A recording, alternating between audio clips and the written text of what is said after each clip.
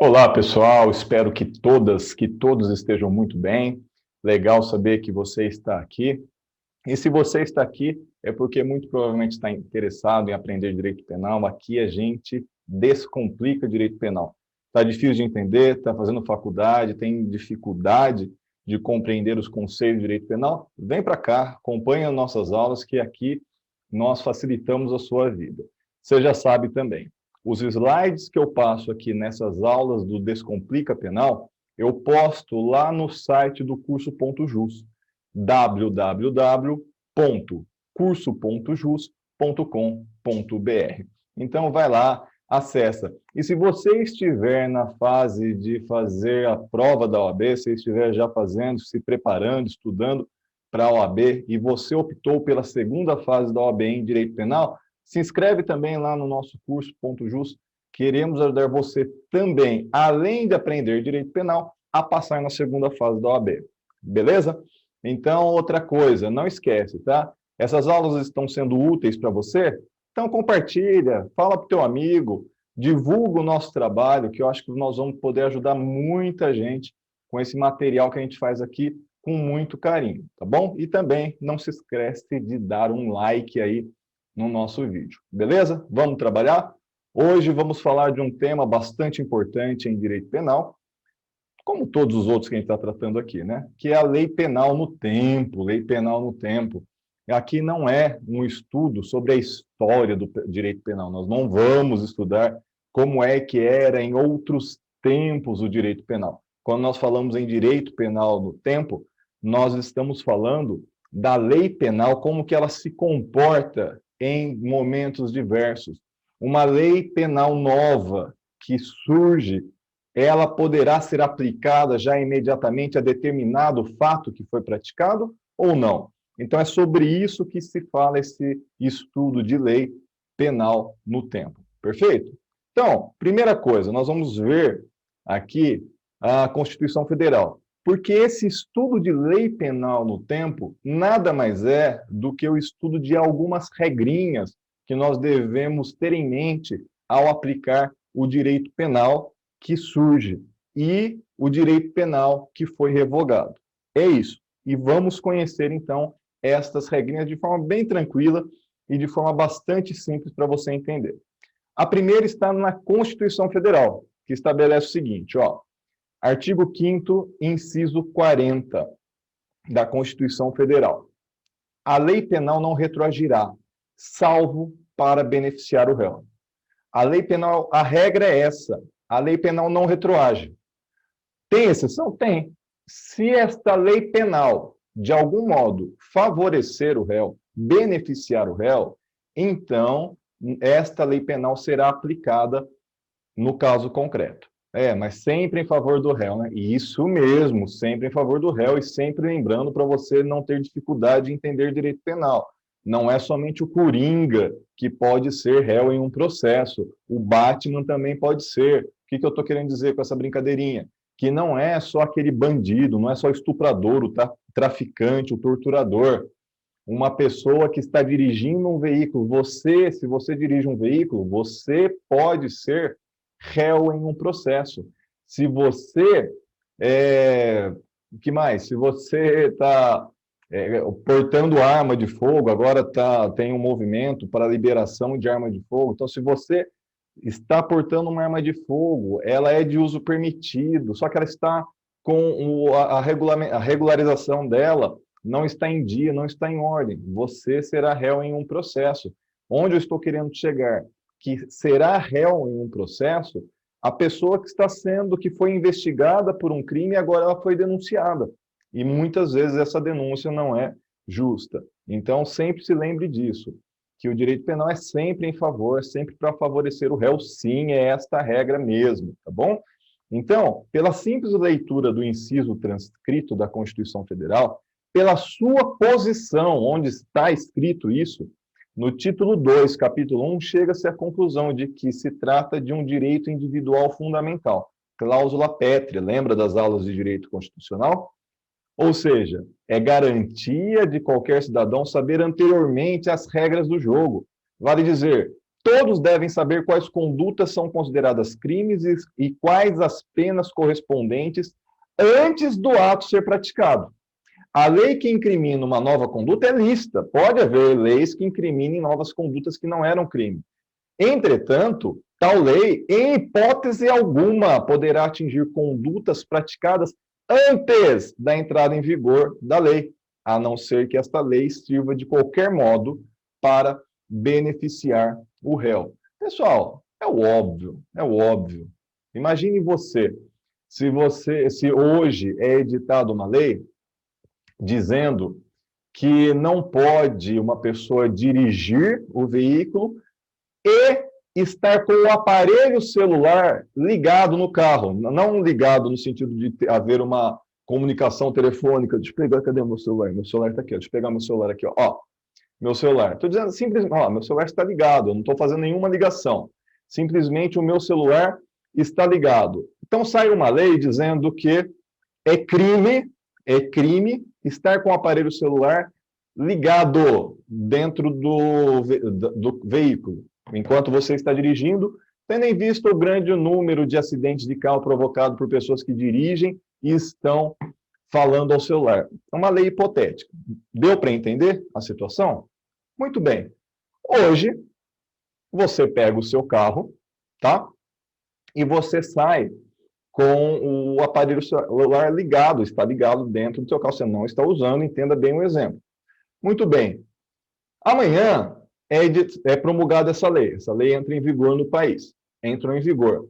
Você acha justo essa lei que entrou em vigor amanhã atingir a sua conduta que foi praticada hoje? É um absurdo isso. E isso vale para todas. Então, use isso aí, você fala, não, realmente está errado. Se eu pratiquei a conduta ontem, eu não posso ser incriminado por uma lei que entrou em vigor hoje. Absorve essa regra. Agora aplique essa regra para todas as situações envolvendo direito penal. Ah, o crime de estupro tinha uma pena pequenininha, agora aumentou a pena. A pena era de até 10 anos, agora é 20 anos. Essa lei penal que aumentou a pena para o crime de estupro poderá ser aplicada no caso passado?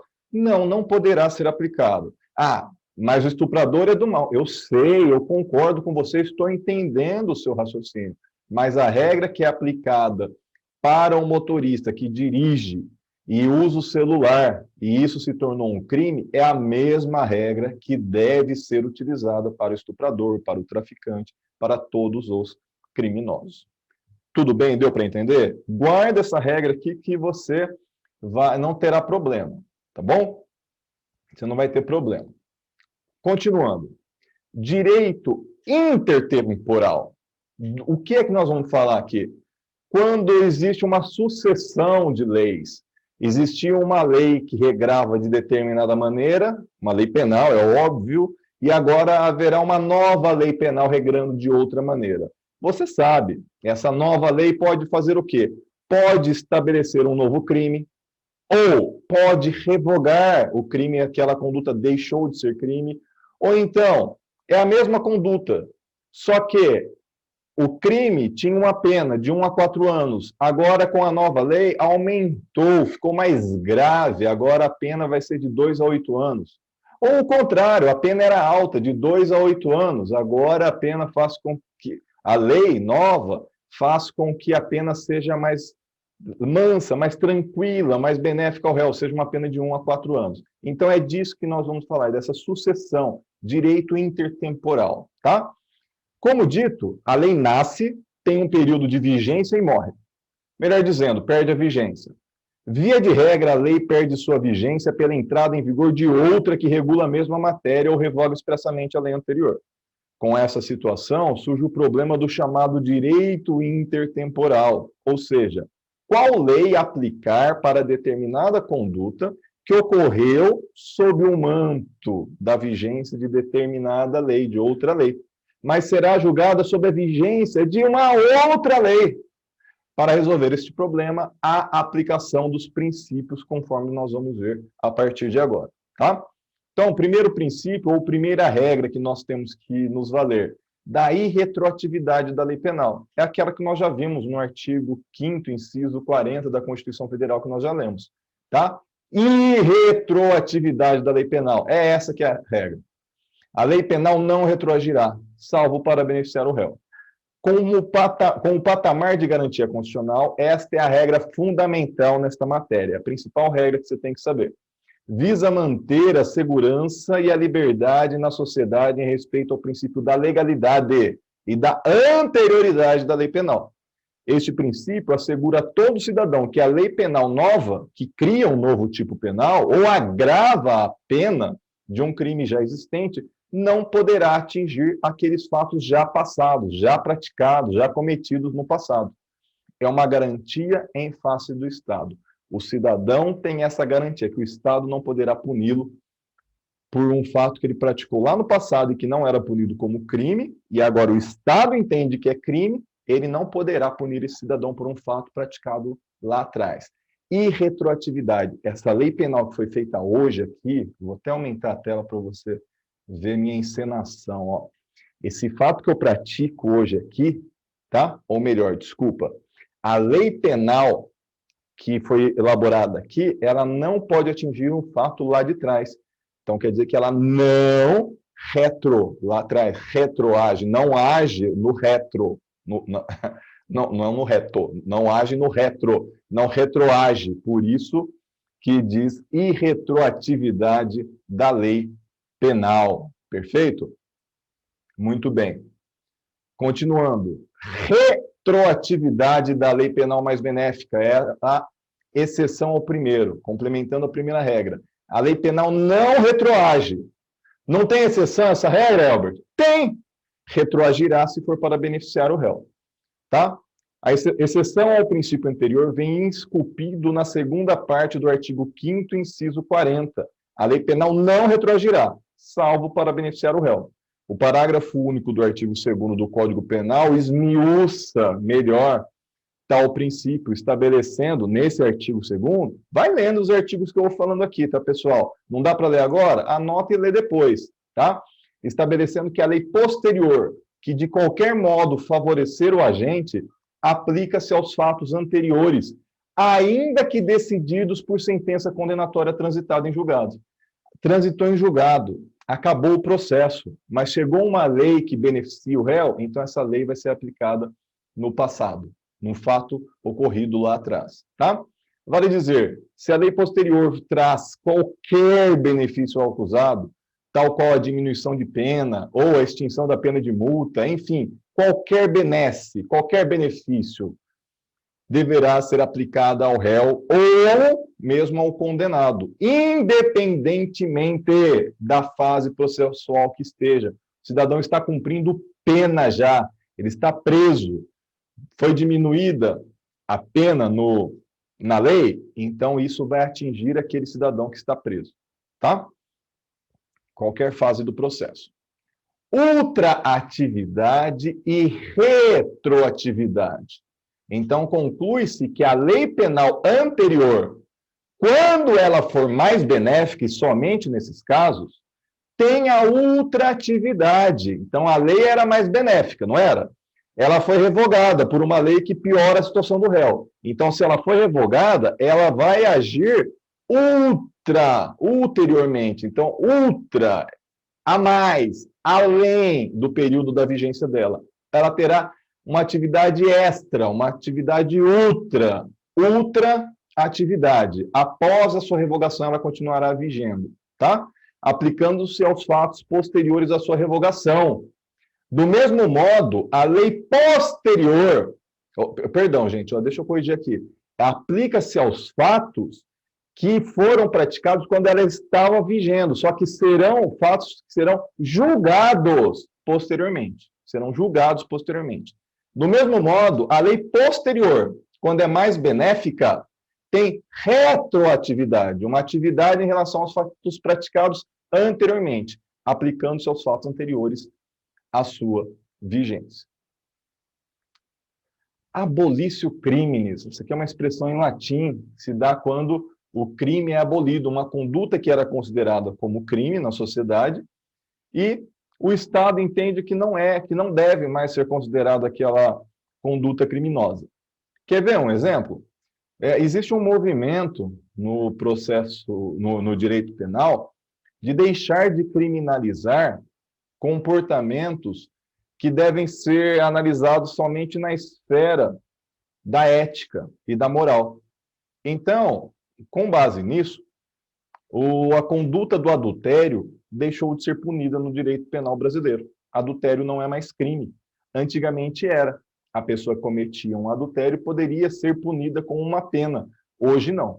Então quer dizer que pode cometer adultério? Não. Quer dizer que não tem mais consequência? Tem consequência na esfera civil, não tem mais consequência na esfera penal. Deixou de ser crime, artigo 240 do Código Penal. O que aconteceu quando o que acontece? Qual é o fenômeno que se dá quando uma conduta que era considerada crime deixa de ser considerada crime? Ocorre o fenômeno do abolitio criminis, expressão em latim que você deve conhecer, tá bom?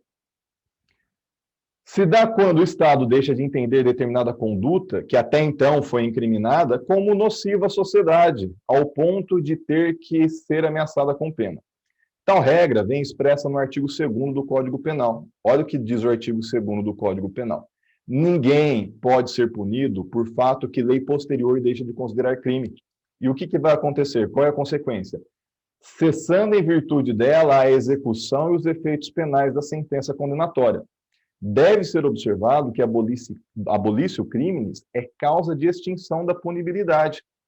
Da onde que a gente tirou isso? Artigo 107, inciso 3 do mesmo Código Penal, que estabelece que extingue-se a punibilidade pela retroatividade de lei que não mais considera o fato criminoso, o que não considera mais o fato como criminoso. Ou seja, o Estado perde o ius puniendi, o direito de punir sobre aquela conduta, devendo o processo ser arquivado em qualquer fase que esteja, quando a lei entende não ser mais crime a conduta. Inclusive, se o cidadão estiver preso, ele tem que ser colocado em liberdade. Exemplo da situação, artigo 240 do Código Penal, considerava o adultério como crime. Tá? Agora, gente, não confunda o abolício criminis com o princípio da continuidade normativa típica. Tá? Isso aqui é interessante. Nem em todo lugar você vai encontrar isso aqui. Muitos professores nem falam desse princípio aqui. Presta atenção nisso aqui. O que é esse tal do princípio da continuidade normativa típica, ou normativo típica? É o seguinte, ó.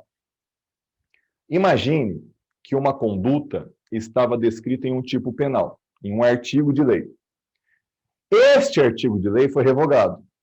Porém, a conduta criminosa continua sendo incriminada em outro tipo penal.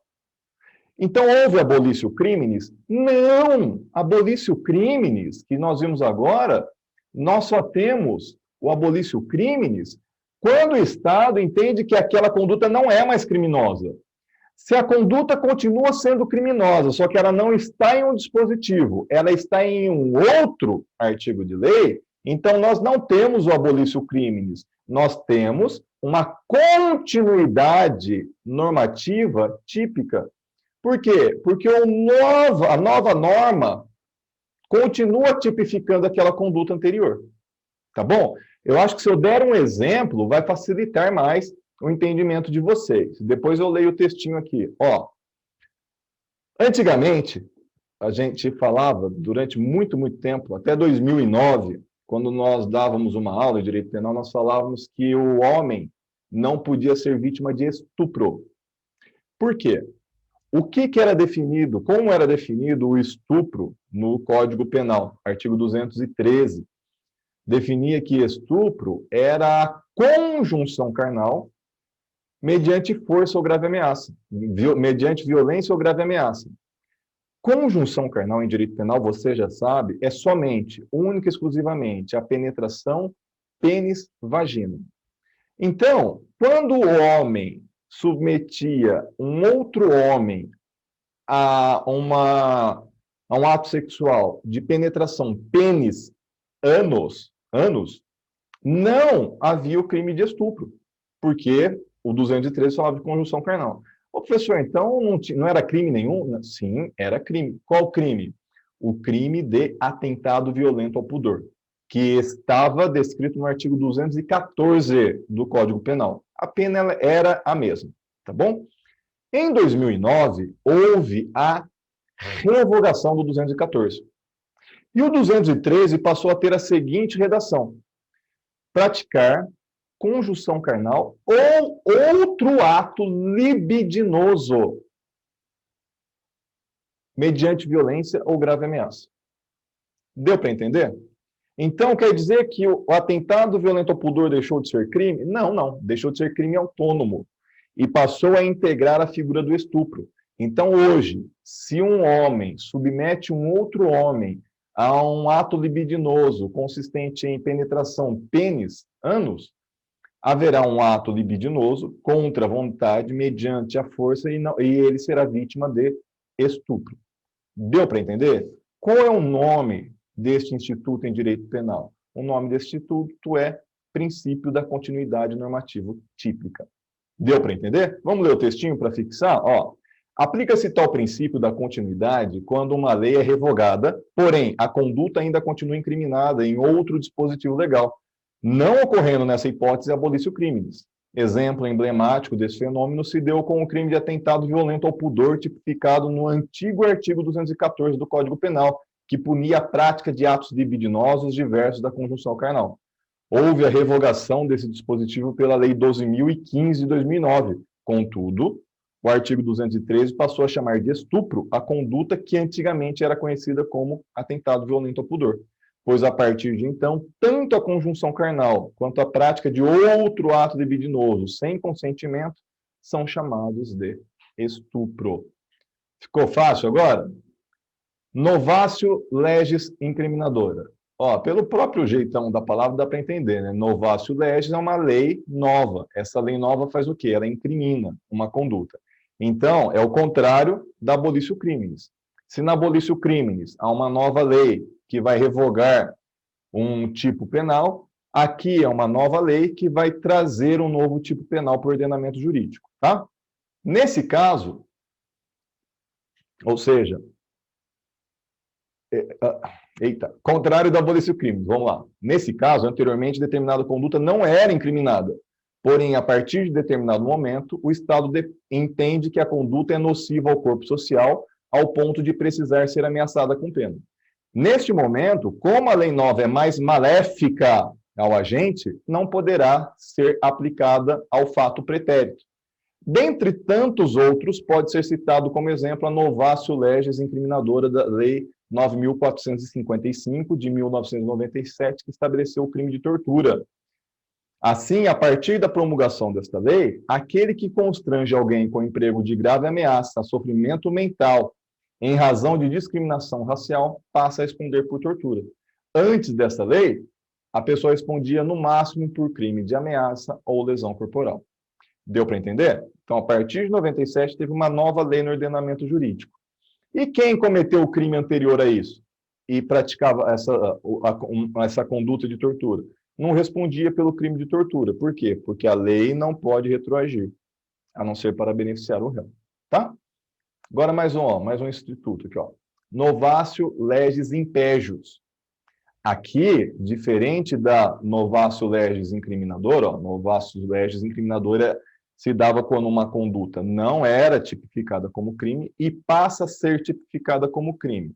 Na novatio legis impégios, o que acontece é o seguinte: existe uma lei que incrimina uma conduta e vem uma nova lei e torna a pena maior, torna a pena mais grave, prejudica o réu também. Então, também não retroagirá, tá bom?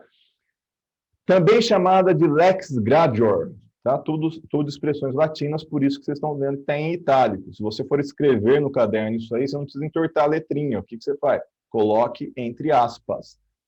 De forma diferente à novatio legis incriminadora, esta não incrimina uma conduta anteriormente lícita, mas, de qualquer modo, agrava a situação do agente. O artigo 155, parágrafo 5º, é exemplo dessa situação. Furto de veículo que é transportado para outro estado. Olha aqui, pessoal, esse exemplo que eu vou dar aqui, depois eu vou mostrar o artigo para vocês entenderem melhor. O artigo, o furto, tá? ele tem uma pena de 1 a 4 anos. Só que você sabe, brasileiro é louco por carro. Então, se você furta o meu carro, e você pega o meu carro do estado de São Paulo e transporta para o estado do Paraná para vender, desmanchar e vender as peças lá no estado do Paraná, ou se você pega o meu carro e leva para o Paraguai, então, para tirar de um estado membro para outro, ou para tirar de um país, do Brasil, para outro. Então, nesse caso, você estará cometendo um crime de furto qualificado. E a pena não é mais de 1 a 4 anos. A pena é de 3 a 8 anos. 3 a 8 anos. Tá bom? Então, essa lei, ela não criou uma figura típica nova. Ela simplesmente fez o quê? Para algumas situações do crime de furto, essa pena não será de 1 a 4 anos, será de 3 a 8 anos. Uma lei que agrava a situação do réu. Então, vai cair naquela regra geral, a lei penal não retroage, porque ela não está beneficiando o réu. Novatio legis in melius, é o contrário, tá? Ela, de qualquer modo, favorece ao réu. E eu vou usar o mesmo exemplo aqui. Então, é uma lei que ela não está abolindo um crime. Ela está simplesmente dando algum benefício para o réu. Está facilitando a vida do réu. A vida do réu está ficando mais tranquila. A mesma lei que aumentou a pena do crime de furto de 1 para 4 anos, que era de 1 a 4 anos para 3 a 8 anos, sabe o que ela fez? Ela tirou a pena de multa. Olha que coisa. Então, o que vai acontecer? O juiz, quando ele for aplicar a pena, ele vai aplicar a pena de 3 a 8 anos e não vai aplicar mais a multa. E se foi o crime cometido antes da entrada em vigor dessa lei? O juiz vai ter que aplicar a pena anterior, de 1 a 4 anos, e vai ter que aplicar a inovação de tirar, de afastar a pena de multa. Por quê? Porque a lei penal não retroage, salvo para beneficiar o réu. Deu para entender? O crime era punido com 1 a 4 anos, o réu praticou, e multa. O réu praticou o crime. Demora para sair o processo dele. Sai a nova lei. Essa nova lei diz que a pena agora, nesses casos de furto, que pega o veículo de um país e leva para outro, a pena é de 3 a 8 anos, só que não tem mais multa. Então, o que vai acontecer? Vai aplicar as partes boas de ambas as leis. Vai aplicar a parte boa dessa lei, que não aplica mais a multa, e vai aplicar a parte boa da lei, boa para o réu, né? Que diz que a pena era de 1 a 4 anos. Vai favorecer o réu, tá? Olha aqui, ó. Olha que interessante, ó. Legislador. A culpa é do legislador, tá bom, gente? A culpa não é do juiz.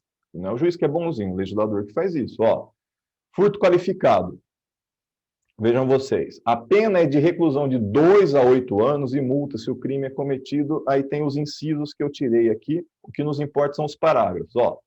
Parágrafo 4º. A.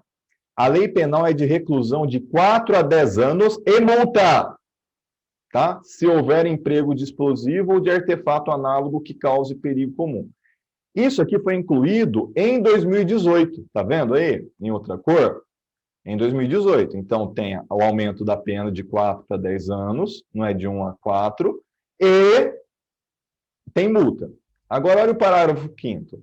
A pena é de reclusão de 3 a 8 anos, e não fala nada da multa, se a subtração for de veículo automotor que venha a ser transportado para outro estado ou para o exterior, incluído em 1996.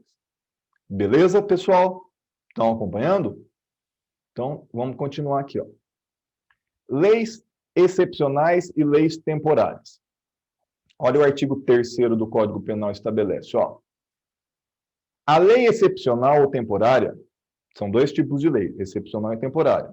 Embora decorrido o período de sua duração ou cessadas as circunstâncias que a determinaram, aplica-se ao fato praticado durante a sua vigência. Então, vamos lá. Qual que é a diferença de lei excepcional e lei extraordinária? E lei temporária. Lei excepcional e lei temporária. Ó, lei excepcional é aquela criada para regular determinada situação extraordinária. Todos nós vivemos uma situação extraordinária, que é a do Covid, a da pandemia. É uma situação extraordinária.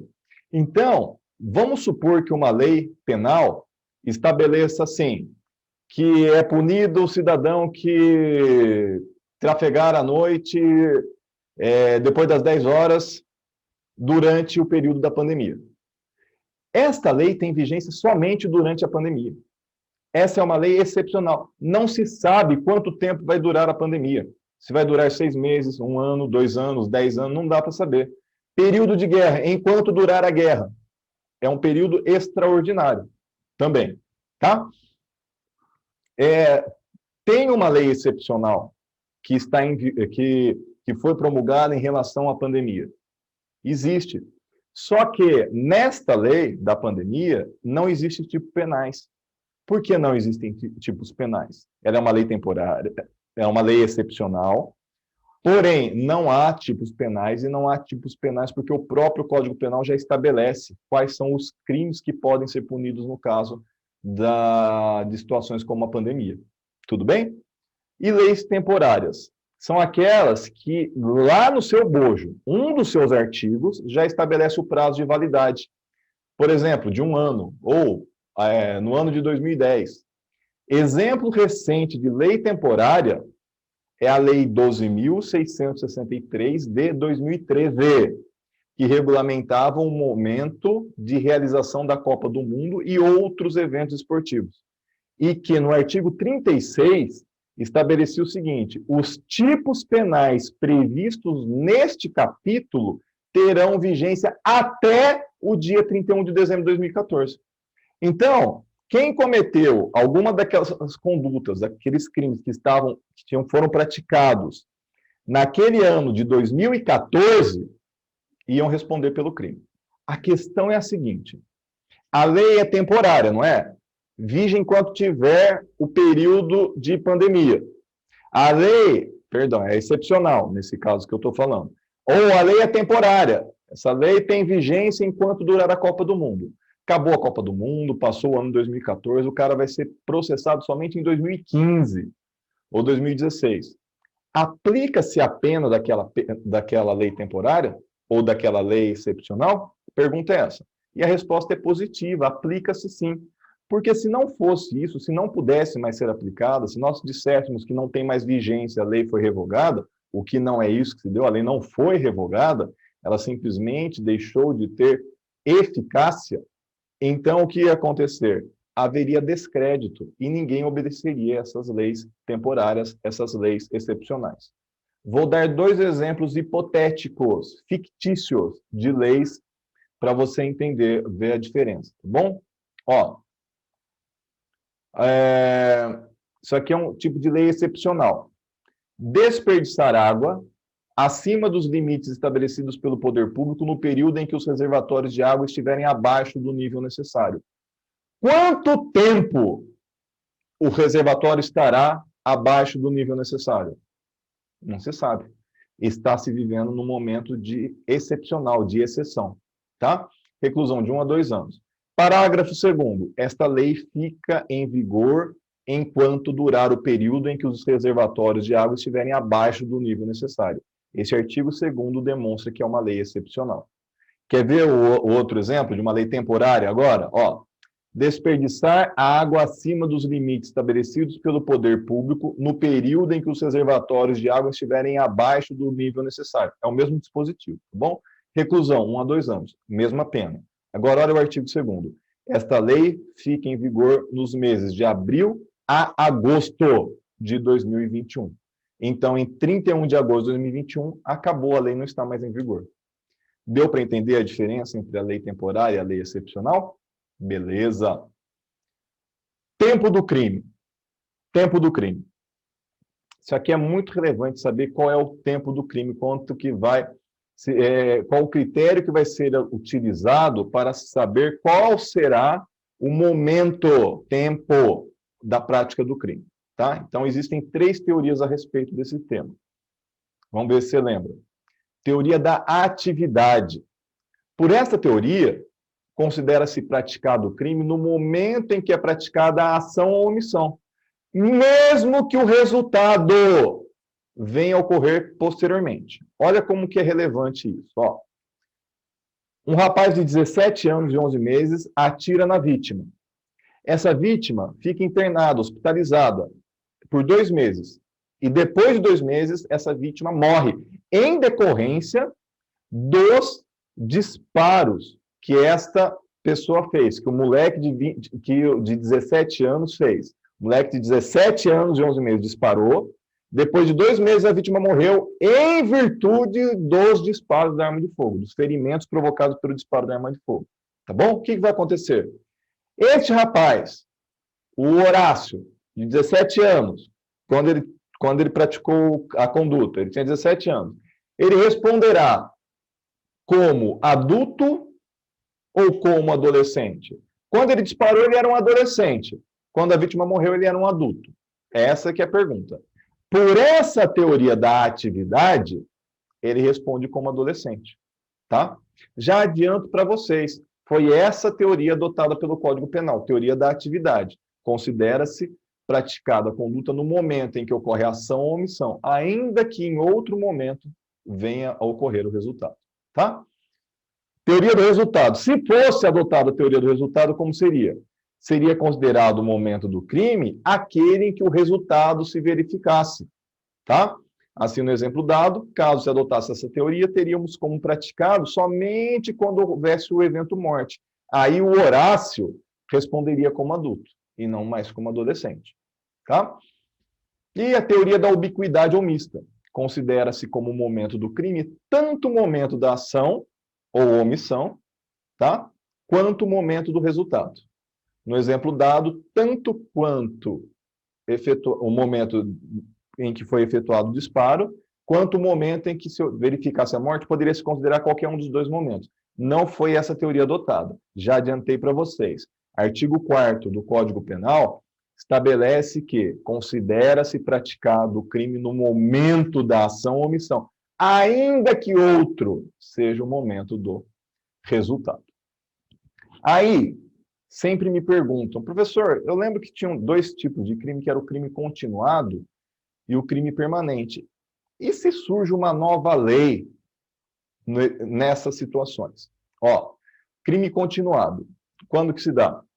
Quando uma pessoa, ela começa uma conduta e pratica outras condutas parecidas, e as outras condutas parecidas são continuidades, são tidas como continuidades da primeira. Vou dar um exemplo que vai fazer você lembrar a situação. Imagina que uma pessoa num mercado, ele furta todo dia uma moedinha de R$1. Todo dia. Dia 1º de janeiro ele começa. Projeto de ano novo. Furtar R$1 todos os dias do caixa de onde eu trabalho. Todo dia pega R$1. Ao final do ano, ele subtraiu R$365. Pergunta que eu faço para você. Ele responderá por 365 crimes de R$1, de furto de R$1, ou responderá por um crime de furto de R$365? Muito bem, responderá por um único crime de furto de R$365. Por quê? Porque os crimes, as condutas, os comportamentos subsequentes são entendidos como continuidade, como continuação do primeiro furto. Tá bom? E crime permanente, o que é isso?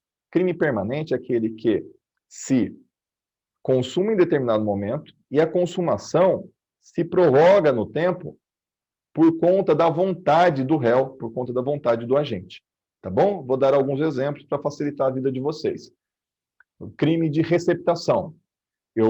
Alguém subtraiu um carro, furtou um carro e me entregou. E eu começo a usar esse carro. Eu comprei o carro, sei lá, não importa como que chegou nas minhas mãos. E eu continuo. Então, se consumou esse crime no momento em que eu adquiri o carro. Todo momento que eu estou usando o carro, se perpetua a consumação. Então, se prolonga no tempo. Então, isso é um crime permanente. Enquanto eu estiver na posse do carro, é permanente. Porte de droga, crime permanente. Porte de entorpecente, porte de arma, crime permanente. Sequestro de cárcere privado, crime permanente. Tudo bem? E a hora que eu quiser, eu deixo que eu posso fazer com que a permanência acabe. Por quê? Eu entrego a vítima, deixo ela ser solta, eu me desfaço da droga, eu vendo o veículo e acaba a permanência. Muito bem, nessas 2 situações. A questão é, Vamos supor que haja alteração da lei. Vamos supor que no meio, no exemplo do furto, de R$ 1 todos os dias, haja uma lei que aumente a pena do furto de 1 a 4 anos para 2 a 8 anos. Ou, no caso do sequestro de cárcere privado, a pessoa é sequestrada dia 1º de janeiro. Dia 20 de janeiro é editada uma nova lei, dizendo que o sequestro de cárcere privado terá a pena dobrada.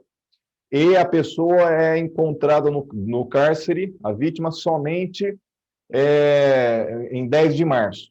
Então, houve uma lei que piorou. O que vai acontecer? Aplica-se a nova lei ao caso, sendo ela benéfica ou sendo ela pior para o réu. É a única vez que a lei penal, apesar de ser mais dura, será aplicada contra o réu. Nesses casos de crime continuado, nesses casos de crime permanente. Beleza? Deu para entender? Tá certo, pessoal? Então, essa aula aqui se encerrou. Muito obrigado de você estar aqui, de você estar acompanhando. Espero novamente, digo isso sempre, sempre vou dizer, espero ser útil, espero que você esteja conhecendo a matéria, tá bom? Gente, bons estudos, fiquem com Deus e até a próxima. Valeu, tchau.